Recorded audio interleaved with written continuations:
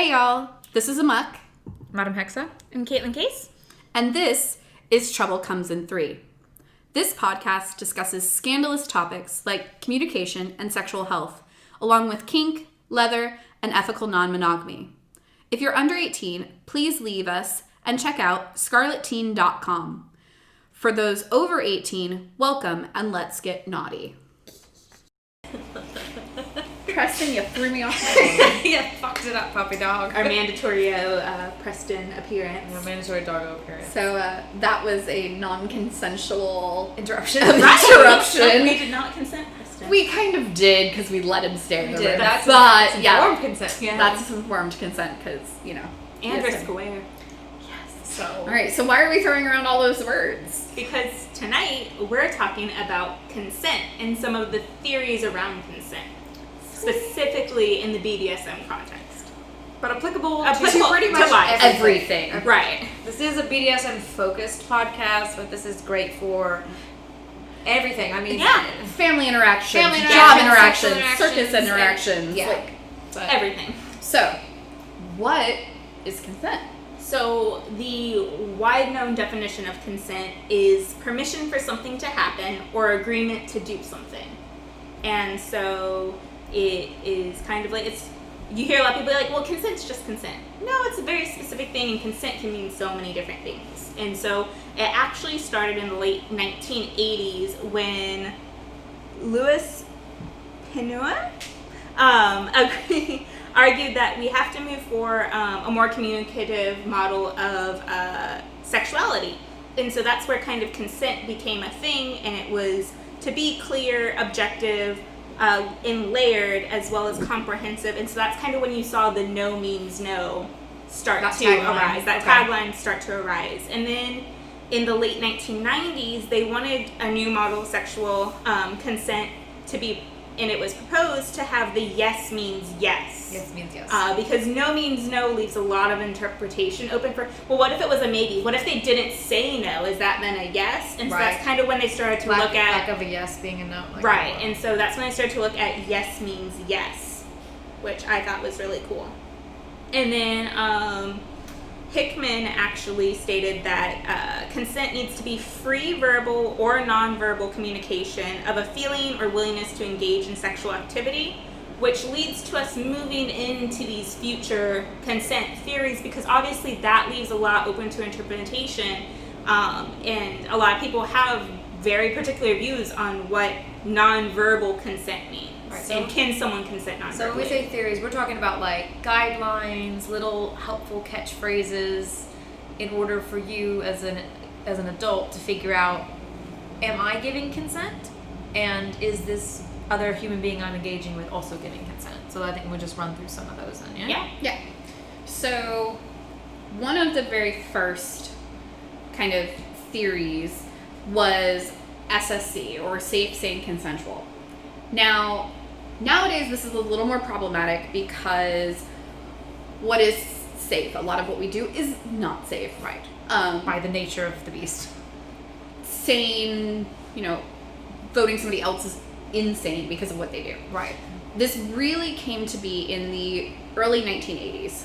It's attributed to slave David Stein, but there are also a couple of other really prominent examples around the same time, including the Hellfire Club came up with a similar statement that included words as safe and sane, and the New York gay male S&M activists, sorry, mouthful, GMSMA, used the term in a 1983 publication where it said GMSMA is a not-for-profit organization of gay males in the New York City area who are seriously interested in safe, sane, and consensual S&M. A lot of the wording for this particular acronym came from a mainstream perception that gays, and specifically gay S&M, was psychologically destructive. And so men of the era were trying to say, no, we're absolutely sane, we're doing these things consensually. Right. We know what we're getting into. It's not a mental illness. It's not a sickness to want to engage in S&M. Kind of was what the message was supposed to be. Yeah. Exactly. So it was kind of a code of conduct or slogan for choice in a lot of different areas. And then it also, nowadays the language is seen as problematic, but back then they were using safe to explain anything that was pain play or bondage, may involve risk. It's important to stay as safe as possible and avoid any permanent damage. Safe as possible. Right. Safe as possible. And a lot of people now kind of look at it and are like, well, what we do isn't safe. And so there are a lot of people who personally won't use it because of that. Yeah. I think when it was invented, when the slogan was invented, I think it did exactly what it needed to do at the time. Right. Yep. But I think it goes right. Like, as things have evolved. As society has progressed in some ways and digressed in other ways, the language needed to be updated. Right. And that's totally normal because it shows evolution, it shows growth. Right. So, SANE was focused around creating fantasy scenarios that are fun, and they blur the line between fantasy and reality. Fair. That can be dangerous. Yes. And so, to put it simply, a particular behavior is not safe simply because it doesn't harm the body. It should also not harm the mind. Hurt, Which not isn't- harm. yeah. I mean, it's Yeah. So the important differential, because it's harder to gauge what damage the mind could be taking Yeah. than it is the body. If you get hit with something and you start bleeding, you can instantly see that.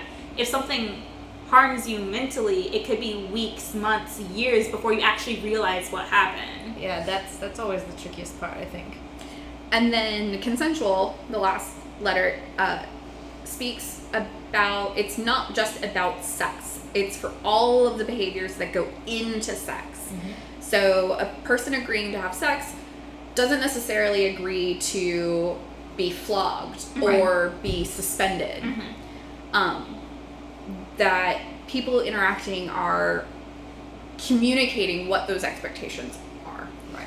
Now, this particular model lasted well into the 1990s, early 2000s. Around the early 2000s, Gary Switch, he was a writer for a BDSM group called the Eulenspiegel Society. Oh, Miss Kelly? She's like, let me read it. She's like, this is my territory. Where's it at? It's yeah, like- Eulenspiegel. Okay. Eulen- Oh, okay. Interesting. Proposed a new acronym called RAC. So, where SSC was about safe, sane, consensual, RAC was around the idea of mitigating your risk and trying to be as safe as possible. With that acronym, the first letter R is risk, because what we do is risky. Then you have aware, with the idea that as a person consenting to do something, you are aware of not only what that thing is, but what are the risks involved, what could the outcome be, like, could it bruise you, could you do those kind of things. Right. Consensual, everyone has communicated, they understand what is going to happen, they understand the risks that are involved in that play, and then kink is, well, just kink. Right. Yeah. I looked up this word, right? Because I was like, What is it? okay, so Oila is like an owl. And I was like, oil mirror doesn't make sense to me. So I was like, okay, well, let me Google it a little bit. And so it's an old-fashioned word in German to use, like, just to say an owl, to describe an unattractive feminine person. Interesting. Unattractive weibliche Person. Yeah, like an unattractive female person. Okay. Or literally it's an owl. So owl mirror doesn't make sense to me, but I guess the reflection of the hideous feminine person. I don't know. I don't know how I feel about that. You don't have to put that in the episode. I felt I needed to share that with you girls. Like, I know, it's definitely going in the episode. And I was like, Eulenspiegel? Okay. Right. Okay. Anyway, owl mirror. Yeah. The owl mirrors. All right. And so a lot of people felt that more connected with them because it's not just, oh, we're doing this thing because, like you said, what we do is not safe. What we do is not always considered sane by a lot of people in society. But it is consensual. Right. Yes. This one also put an emphasis on all individuals involved, the top, the bottom, anybody who's involved, to have their own knowledge of what's going on. Right. The awareness. The awareness. Like, if you want to go do this thing, you need to understand, like, I do rope. I understand that rope can cause bruising. It can cause circulation problems. It can tighten, causing nerve damage. Right. If I'm doing something that's like around the upper chest or the neck, Cause could death choke. accident. Like death is a possibility. These are all within my risk profile. I am okay with that. Thus, I do the thing. Right. Yeah. And you bring up risk profile, like my little snoot was actually because I really when I first found out about this acronym, because it wasn't the first acronym I had heard in my kink journey. I like the fact that it brought in the concept of risk, because then I learned what risk profiles were, and so I like that it kind of segues into it's risk aware, so you should have a risk profile. I found in my notes where the date was. It was from 1999. So Yeah. literally, Just, the turn of the century. Right. We have a new word. Starting off great. Because it was I know when I started that there wasn't really. But since you brought up risk profiles, Yes. why don't you shed a little light on what those are? Yeah. Real quickly before we move forward, just so that when we bring it up again later, people aren't like, Right. So risk profiles are basically what you're willing to accept the outcome of. And so you're acknowledging that with what we do, there are different levels of risk. So you brought up some of the risks of rope, nerve damage, things like that. A risk profile is where you look at what could possibly happen and decide, I'm okay if that happens to me, or you know what, I don't want that to happen to me. I don't think I should do this thing. like a comfort level. Prime example, neck ropes. Yeah. I will do neck ropes with play partners or partners who I'm very familiar with and connected with, and we have a bond and we've played a whole bunch. Yes, like you. Like, hey girl, hey, I love neck ropes. Right. But exceptional risk. Yeah. But it's got a high level of risk. I will not do that with any kind of pickup play. Yeah. I won't do that with someone who's a casual partner. Yeah. It has to be a trusted partner. Right. Because For you me could to die. Yeah. I could kill them. Yeah. And I don't want to be settled with that. Right. Yeah, and so that's a great example of looking at and trying to gauge within yourself what's okay for doing, or what you're okay to doing for someone else, because it applies on the top side of things too. So that was from the top side. Yeah. From the bottom side, I have another word related. Go for There it. you go. My connective tissue disorder has a number of varieties, and a couple of months ago, I underwent a very stressful but needed test to determine, because there was a likelihood that I have one of the most fatal varieties. Thank the gods, I don't. Woo! It did not ping. Now, there is false negatives and stuff, but it did not ping. But it was very important for me, because as a bottom, I would never want, if Madam Hexe and I are playing and I end up having a cardiovascular episode, Sudden death. Right. I burst a vessel or something, which with my disorder, if I have that one particular, I mean, it's still a thing now, but it's a much higher risk. Right. I would feel horrible. Right. Because I wouldn't want you to think you, killed you. Right. You didn't kill me. I have a connective tissue disorder. Right. But Still you traumatic. still killed me. Yeah, it's still traumatic. I was still there at the time. I was in her care. And I was like, Yeah. this is something that I need to know. So would never forgive me. Right.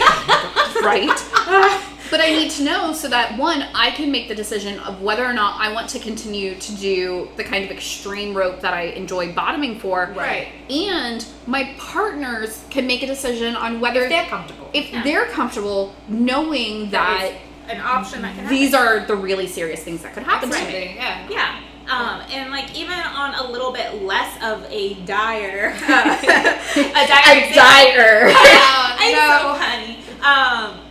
Is things like marks. Yeah. Those are something to be risk informed. Do you have a job where, do you work at a fast food place where you're wearing shorts while serving people, maybe, or are you a model or a performer, maybe having a bunch of really heavy bruising from a caning scene is not okay for your job. Right.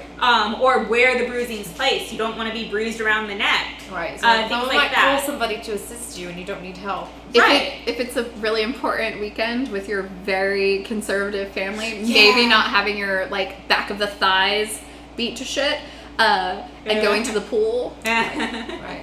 Yeah. That would be completely foolish. Who would ever have done Somebody would do something something like that? foolish.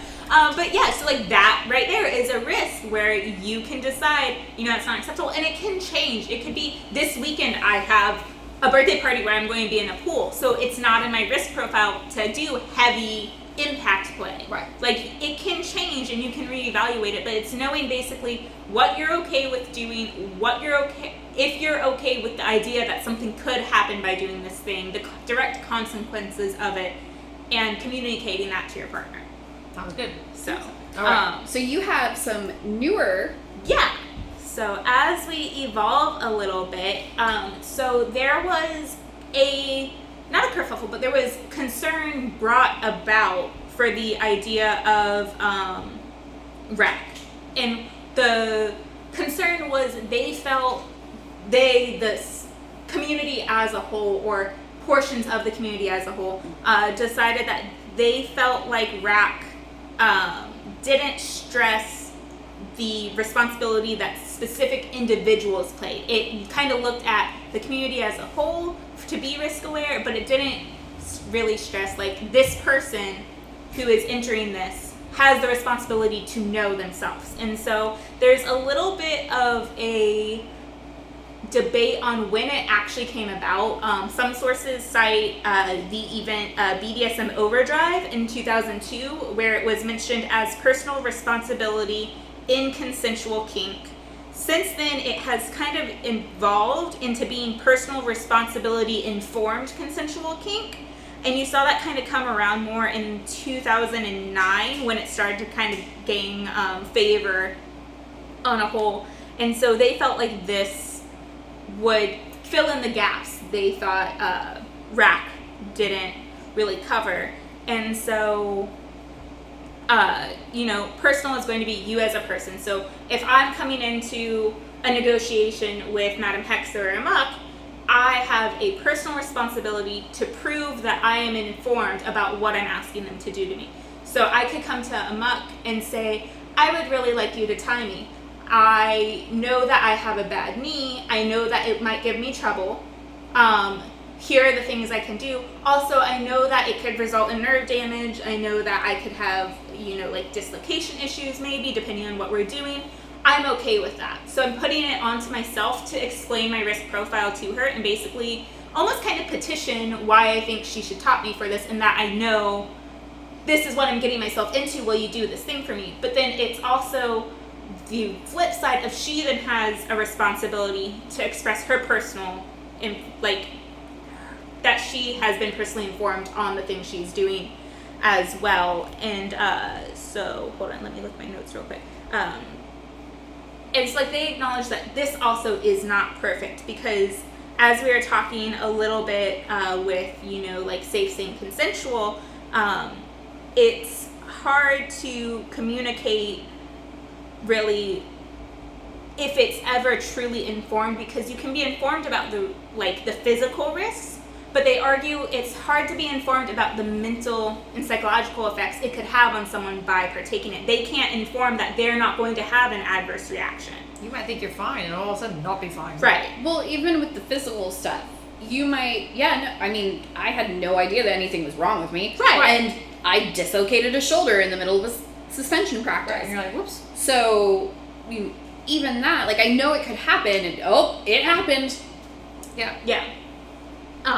And so they, that's kind of one of the newer evolutions of the concept that SSC brought about. And, it's these theories and these acronyms and stuff, they're based around trying to make sure to separate what is kink and what is abuse. Yeah. And so having the different acronyms helps people to vocalize that. Because if someone asks you, well, aren't you being abused? You're going to be like, I don't have the words right now because I'm under pressure. But this helps you give kind of a short explanation. No, I asked for it. No, right. Please don't say that. That's not going to go well for you. Please don't say that. You probably won't believe you. And then one of the other newer ones, and I had a hard time finding information on it, but I looked it up a few years ago and there was information. So I don't know if it just didn't catch on as well as other ones, but it was epic consent. And so that's where you kind of saw the shift from like the risk side of things to what consent means and what is valid consent. And so epic consent, it needs to be enthusiastic.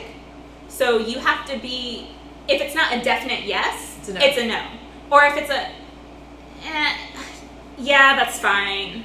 That wouldn't be considered enthusiastic. Yes. I want to do the thing. I know I'm guilty sometimes of not doing enthusiastic consent because the girls will be like, do you want to try something? I'm like, yeah, sure. And they're like, sure is not a yes. Yes, I'm like, no question. Darn, yes, I want to do the thing. So I have to retrain myself a little on that one. You're not the only one with that problem, but yes. So enthusiastic. The P will be for personal. So only you can give your consent. This applies more, it applies in everything, but I feel like it can be tailored a little bit better for lifestyle because, so personal consent would be that I am the only one who can say, yes, someone can do something to me. Madam Hexe under this would not be able to say, yes, aemok, you can do that thing to Kaitlyn. And so that's where the personal comes into play. Obviously, this has a little bit of a blurred line when it comes to power exchange relationships. If I've given my prior consent to Madam Hexe to make that decision for me or things like that. The I is going to be for informed, so you want to know what's going on, what's going to happen, the details. Ask questions. Clarify. Yes, clarification. clarification. Fun, I promise. Yes. And then obviously C is for consent, the theme of the evening. So you can see all of these have a common letter. And then some other ones that I personally wasn't too aware of, but they've popped up a lot in like my research, like looking through stuff for this episode, are the 3 C's and the 4 C's. Okay. And so, right, I'm seeing the faces, like I didn't know about them, but they've popped up on almost like everything I've searched. All right. And so the 3 C's stand for committed, compassionate, and consensual. And so that's more, I think it's more of a relationship type style of thing, not necessarily BDSM itself. Okay. I accept that. And so like that one, I'm kind of like, okay, like it's going to be very, very, very varied on your like definition of broad committed. stroke for my taste. It's a little broad stroke, right? But Yeah. And then the 4 C's is going to be caring, communication, consent, and caution. Caution. There's that risk factor. Yeah, and so like I'm like, okay, I can see the 4 C's. The 3 C's, I'm a little like, I don't know about not that. enough for me. Not enough. I could see it doing well in a more like vanilla type style relationship. Maybe, but I feel like even in a vanilla relationship, you still want to have the I communication. think you got to be more specific. I think that's Right. a problem. I don't want to say it's a problem. I guess no, it's a problem with a lot of vanilla relationships because they're not trained to ask these questions. There are studies that show that they are less adept to covering these types of topics than people who either participate in polyamory or they're not Kink. trained to do it. Yeah, so I think old people, if you are monogamous and strictly vanilla, you of old people need to focus on this stuff too. It applies to everything, like Madam Hexe said in the beginning. And I think a lot of it, like a lot of the most common landmines in, quote, more traditional relationships could be avoided by this. Absolutely.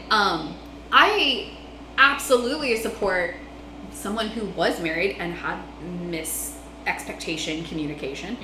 I absolutely see a great value in couples who are getting ready to get married having discussions about what does marriage mean for them, because that's a big jump. Does that change how things are consented to? Does it Right. change how we interact with one another? What is the expectation once, oh, I'm your wife, or oh, you're my husband, or oh, you're my, also my wife. Yeah. There's a lot of expectations from society that in practice don't actually really work unless you have a conversation about how that applies to your relationship. Yeah. I agree. Yeah, but then Madam Hexe has a particularly fun one for us. I love your consent theory. So first off, shout out to Planned Parenthood because they're kind of the ones that like kind of pioneered and patented it. And we love you. We love Planned They Parenthood. do so much more than abortion care. They provide health so care, they provide family planning, they provide counseling, they provide cancer screenings. All genders, all sexes. They're fucking amazing. They're And one of their amazing. big pushes was obviously, they do focus obviously on sexual health as part of the title implies, but consent. If you've ever listened to our infuriating sexual education in the U.S. episode, consent's not talked about. It's not mandatory. Nope. So If you haven't, go listen to that one. Yeah, We get like super passionate angry. Prepare yourself. You will be angry But at the it's results. infuriating. And so Planned Parenthood kind of came up with a strategy that was like cute, but wanted to kind of take a comprehensive look at what consent is. And they came up with the acronym FRIES. I love because fries. fucking everyone loves French fries. And if you don't, you should. You should at least love these fries. Yes. So it does stand for the F is freely given. So doing something sexual with someone is a decision that should be made without pressure, force, manipulation, or while drunk or high, / impaired in some way. Yes. Freely given. Reversible, which I think is super important, and that's kind of a thing that the other ones don't necessarily explicitly talk about. Anyone can change their mind about what they want to do at any time, even if you've done it before or if you're in the middle of an act. Yep. You can call time out at any time, and I think that Yeah. is people are afraid to do that. Think about safe words. I know we've talked about the stoplight system. Yeah. That would be kind of like you're yellow or red in the middle of a scene. Your yellow is I don't want to use that toy anymore. Right. You are taking consent away for them to continue using that toy. Totally acceptable, and if your partner gets mad about it, That's a different issue. conversation. Now, it's Yeah. one thing to be caught up in the throes of passion and be like, okay, let me get my head right. Okay, you've told me to stop. What happened? What went wrong? Check in. Figure out what's gone wrong at that point. It can be super sexy. Oh, it can be so can. sexy if you check in and you're like, oh, you do care. Yeah. So the I in fries is informed, like we've discussed, be honest. For example, if someone says they're going to use a condom and then they don't, that is a consent violation. Yes. Fuck that person. Or don't. Enthusiastic, like we discussed, if someone isn't excited or really into it, it's not consent. If it's not a yes, it's not a yes. And you need a yes to continue. And then specific. Saying yes to one thing, such as going to the bedroom to make out or to pet, doesn't mean you're saying yes to other things like oral sex or intercourse or anything else. Anything else. Even spanking. Yeah. I think for that one, the one that most people can relate to is if you're having vaginal penetration, switching to anal without asking would violate the specific. You did not get consent to switch to that. And I think that's like the really widespread one. Or that you even just making out. If the expectation is we're just going to make out and we're just making and out. your partner pushes and you're like, I don't want to do anything more. You're such a tease. You owe it to me. I No, bought no, you no, dinner. I bought you dinner. I'm not a prostitute. Fuck yourself, mate. That dinner wasn't that good. Right? It's like you took me to Applebee's. Right, yeah. You mean Crapplebee's? Crapplebee's. But yeah, so I like the fries method because it's cute, it's easy to remember. It does have some of the little specific points like the reversibility of consent, which I think is really important, and the freely given. I might be adopting fries. Yeah, I haven't heard it yet. I heard it. So it's like 2015. So it's fairly new. It's probably the newest one. It's like its rebranding was in 2015. I don't know when it was originally originated, but its rebranding and its big campaign push was in 2015. I didn't come up in the lifestyle using acronyms, so it's like kind of a whole new concept of like, you have like cute little words to remember how you're supposed to do things. But I fucking love fries, so they're like my favorite food on the planet. So I was like, I think I'm gonna stick with fries. To be honest, when I'm explaining to like somebody new on how to negotiate or how to go about something, I think fries is a great. I think it is kind of like it's built on all the ones that we talked about, and it's kind of like me, I'm queen. Yeah. So you mentioned that your upbringing and the lifestyle didn't use acronyms. Do you want to explain a little bit how you were kind of taught to negotiate or the concept of consent in the lifestyle? Right, so I'll do my best.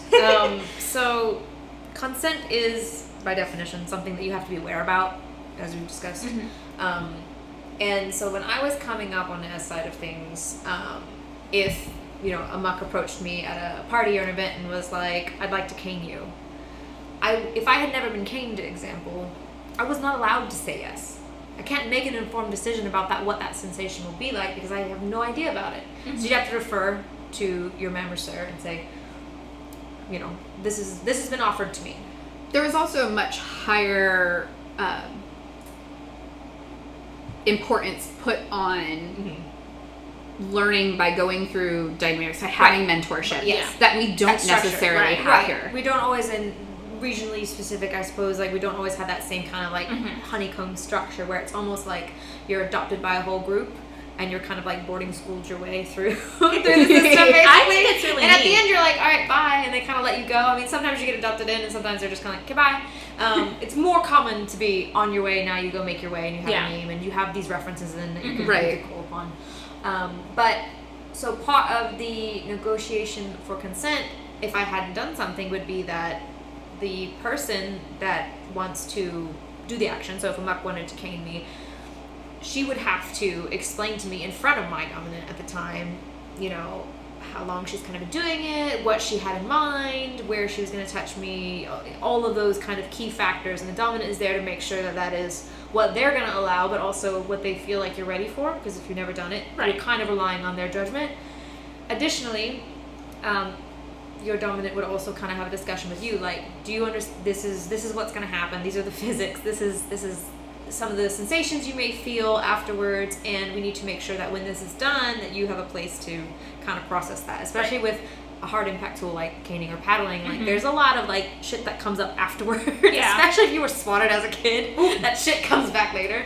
So it was very much like communal, tribal based was kind of the consent. After I had, like, let's say you've been caned before and someone approaches you, you get permission obviously to be allowed to do it, but the roles are reversed. So no longer is, so the top then still has to explain what they're going to do, but I have to then share my experiences with it and be honest about, I've only done this once, this is the part of my body, this is what I experienced after I had that. Is that something you're able to handle? Right. Or do I need somebody here who's going to, like, if you're like, I'm not really equipped to provide proper aftercare that you need. Right.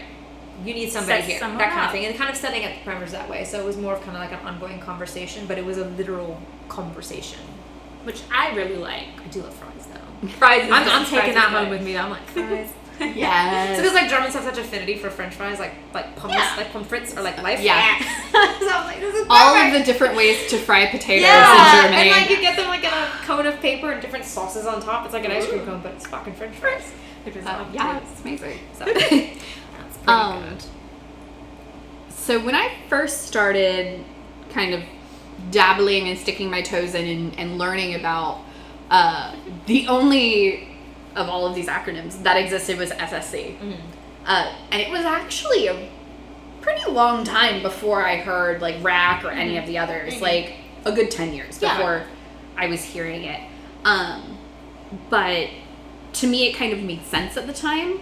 Like, but it has definitely grown since then. I also, when I was like my early years, I was really lucky that the very first person who started teaching me the wonderful ways of kink, but in person, it was for a troupe and we did shows and things like that.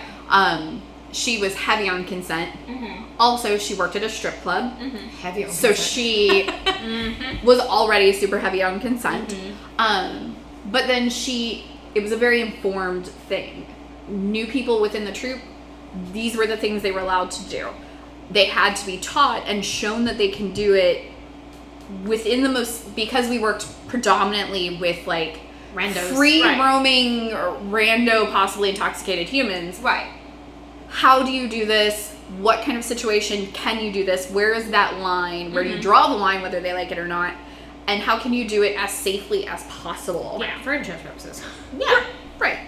Honestly, I don't know if we had insurance. I'm sure the clubs that we worked, I'm sure they covered. I'm sure it was like 2000. But still, it's like 20 years ago. We're good. And so she was very much of the, you never try anything before you've been learned. Like, you don't do it on somebody until you have learned about it. After that, it was kind of, like free reign, amuck on the run. Just running amok. I didn't really have a lot of guidance for a long time, except for the fact that I was a voracious reader. Like, all of the books I can find on kink, I'm going to read them. So I learned a lot of stuff that way. It wasn't really until I got with the guys, my certain alpha, that I really had that person to kind of check in with. Yeah. Right. Prior dominants before that were like, I don't care, just go away. Should feel have that. probably figured something out. Right, you're but like, But at the you time know. you're like, oh, they trust me. Let's trust me. Right. And I'm not new. Right. Right. I've literally been doing this, I just realized, for 20 years. And then in your mind, you're like, I'm also an adult. I can make my own decisions. You know? Right. So, yeah, of course, it all runs together. But with them, I kind of do, like you were explaining, I've done a lot of shit in my day. Like, I have tried, I'm an experienced junkie, so I have tried things even that I was like, I don't know if I'd actually like that, but I should do it. I bottomed for food play once. Ooh. Yeah. That's right. Yeah. Uh-huh. Yup. Knew I wasn't going to like that, but they desperately needed a demo bottom, and I knew it was something that I could handle it was an informed aftermath situation. See, informed consent. Right. But even now, the guys know that I know how to protect myself. I know how to negotiate. I teach on negotiation styles. But I still go to them just as a check-in. Hey, I would like to play with so-and-so. Right. And they ask me the same things. Like, what kind of play are you doing with them? What are the expectations? Like, what are they doing to you? When are they doing it to you? What part of you are they doing it to? Right. Where do they think they're doing it to? Yeah. And then they'll give me feedback. So sometimes it's like, oh, yeah, no, totally. I went to Frolicon last year, and I had a couple of people I was possibly interested in playing with, and I went and I was like, hey, you know, at Frolicon there is a lot of pickup play, there's a lot of... Right. So I never knew what mischief I could get into. Right. But I knew I that... was unsupervised. Right. I am a free range amok. Yeah. But I knew that there were two people that I was interested in, and I talked to them, and I talked about what I wanted to do and stuff, and they flat out ixnayed one of them. They were like, nope. Okay. And I didn't even ask for, like, clarification. They must have had a good reason. Right. Oh, sir stopped me. I was like, well, now I have to give you an explanation. I was like, no, you don't. I trust you that if you're saying no... You have a good reason. You have a good reason. Right. But he did. He's like, I always want you to know why I say no. Because Which is fair. I don't get told no very often. Right. And then the other one, I got specific parameters. I could play with them. I could play with them privately because me and this person have... It's a rope guy I know in the area. We've known each other for like 6 years. Yeah. We've played before. They have met him in person. Right. They have watched him do rope because he taught at an event down here. They were comfortable with that. Right. But then any other play that I did had to be in public. I had to have, if I was being tied by someone, even him, I still had to have at least one limb free from the tie. That way, if something goes wrong or like I'm not feeling right, I have a limb to help defend myself. Right. Not because they thought anything was going to happen, but just they because want that safety precaution. Right. You know, you have insurance even though you're a good driver. That's the thing. It's like, Right. there's nothing shameful about that.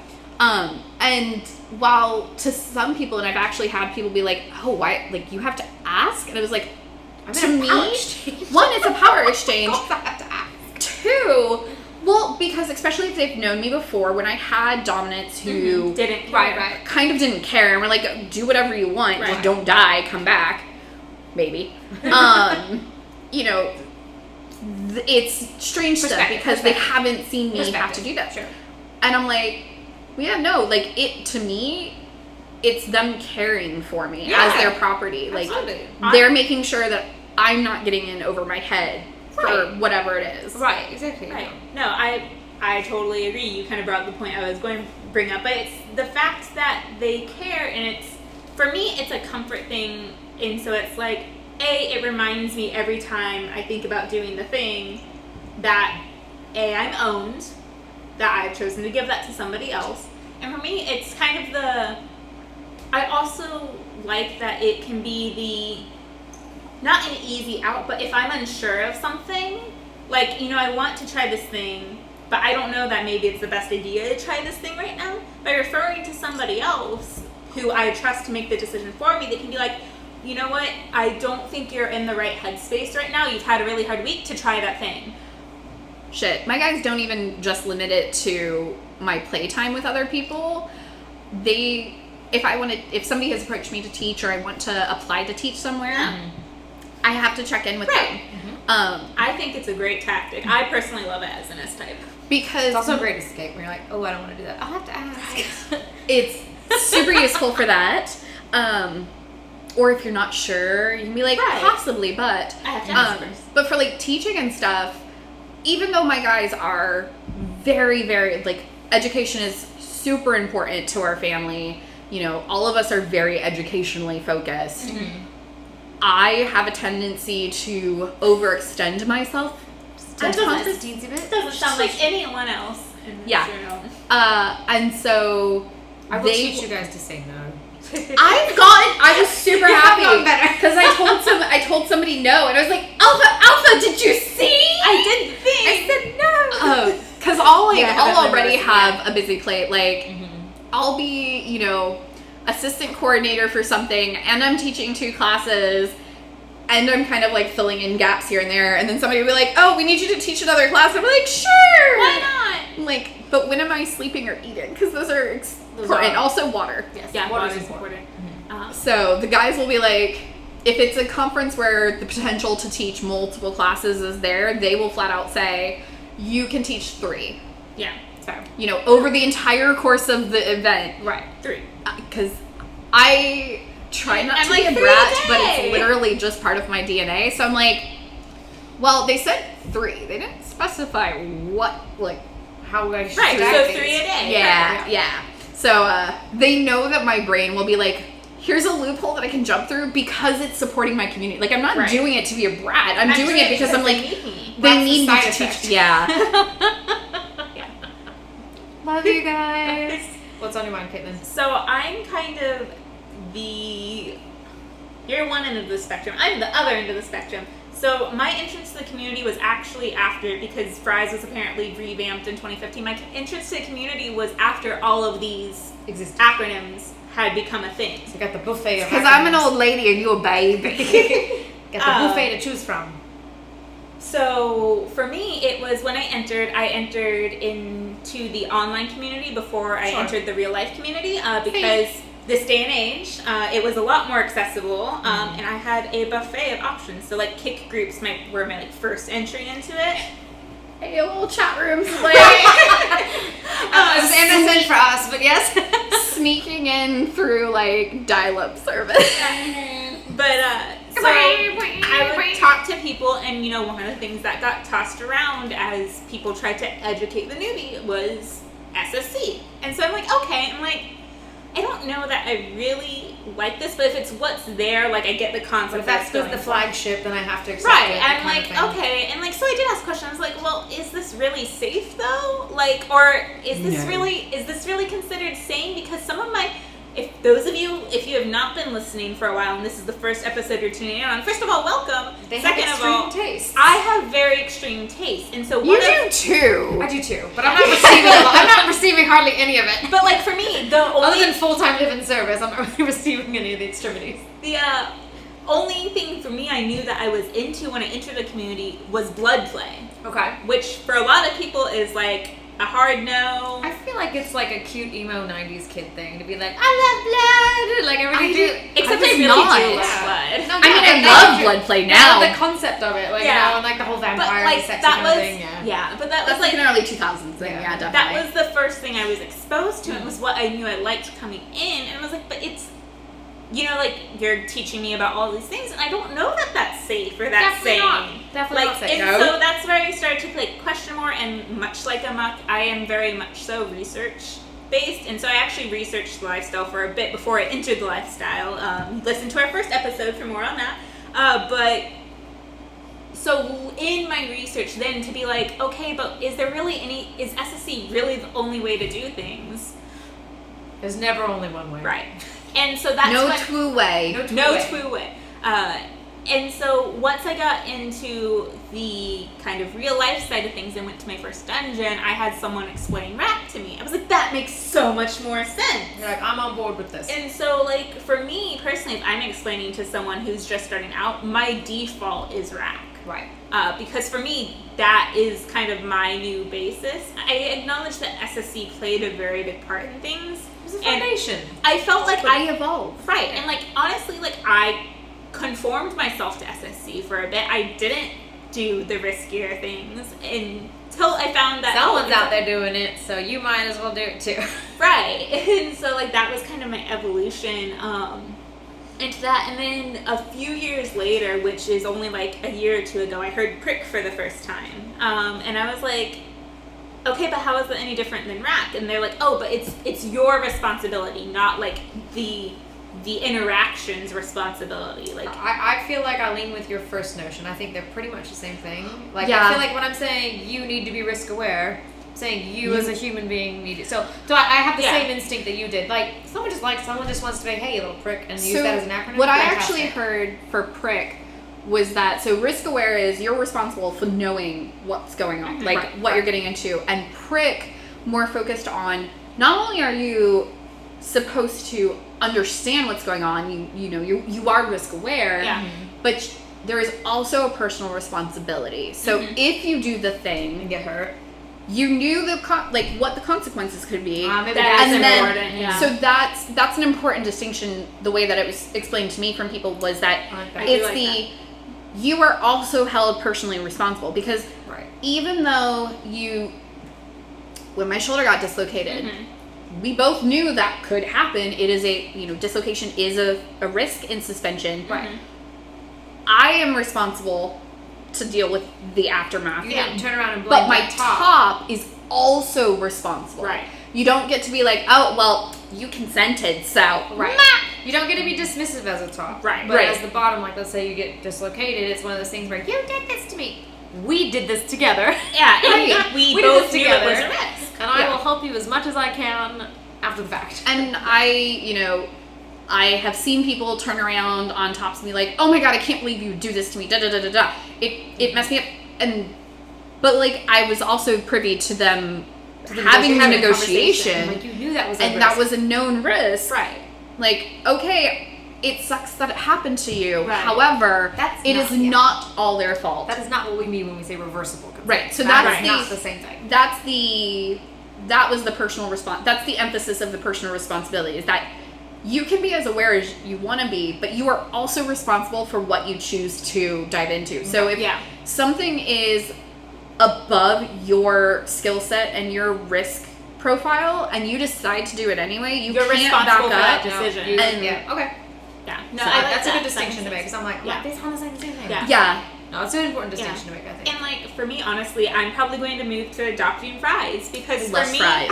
for me, so cute. For me, the reversible is the key thing in that, because I hear. So we have safe words. So obviously, we've kind of thought about the idea of reversible consent, because the safe word is technically taking away the consent for that to continue. What's your snoot? I can see it in your face. Giggling about teaching our meta / her partner about Reddit. Oh yeah, earlier today. But Which happened this afternoon. to move fries. I love it. Yeah, because you can't That see should be the their- picture for this episode. Yeah, I think we should do that. their logo. We'll put it as a picture of this episode. Is a little carton of fries with heart on it. That's but gonna be our Instagram post, guys. Yeah. We'll tag Planned Parenthood. yes. But Support. So, remember, Trouble comes in threes. And get fucked. Oh, was that whiskey toast? We're out of champagne, but we can. But I toast anyways.